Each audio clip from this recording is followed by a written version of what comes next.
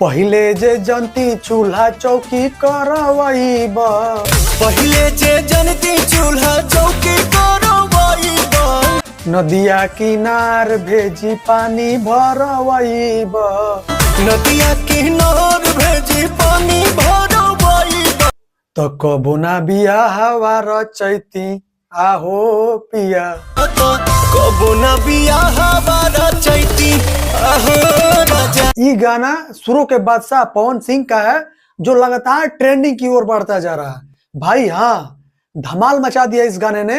यह गाना काफी लोगों के लिए पसंदीदा होते जा रहा है और लगातार व्यूज पे व्यूज गिरते जा रहे हैं और ट्रेंडिंग की ओर बढ़ता जा रहा है। अभी फिलहाल 4 ही घंटे में 12 नंबर ट्रेंडिंग पे है और 4 लाख के करीब व्यूज इस वीडियो पे मिल चुके हैं। तो हाँ भाई, यह गाना पवन सिंह का सबसे पसंदीदा गाना है। इस गाने को शूटिंग करने के लिए मात्र 3 घंटा समय लगा। मात्र 3 घंटा में हमको लगता है भोजपुरी के सबसे बेस्ट सॉन्ग होने वाला है। इस गाने की प्रमोशन के लिए कोई इवेंट नहीं किया गया, कोई प्रोग्राम नहीं किया गया जिसको लेकर इस गाने को वायरल किया जाए।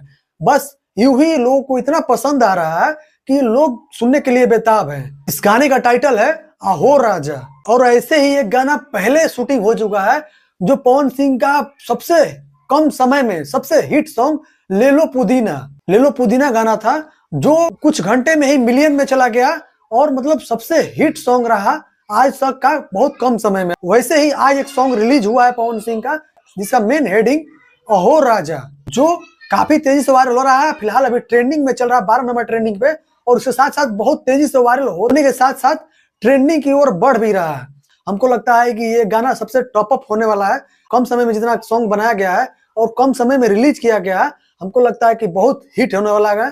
कहते हैं ना, जब पवन सिंह चलते हैं तो छप्पर फाड़ के चलते हैं। कुछ लोगों का भ्रम था कि पवन सिंह का रेटिंग गिरता जा रहा है और कम गाने पे व्यूज जा रहे हैं। सोच की बात है, ऐसा कुछ भी नहीं है। वो भोजपुरी इंडस्ट्री में शुरू के बादशाह हैं और शुरू के बादशाह ही रहेंगे। बाकी आप लोगों को कैसा लग रहा है सॉन्ग आप कमेंट में जरूर बताइएगा और इसका लिंक डिस्क्रिप्शन में दे दिया जाएगा। आप डायरेक्ट फेसबुक से या यूट्यूब से आप उस गाने तक पहुंच सकते हैं और ढेर सारा प्यार दे सकते हैं।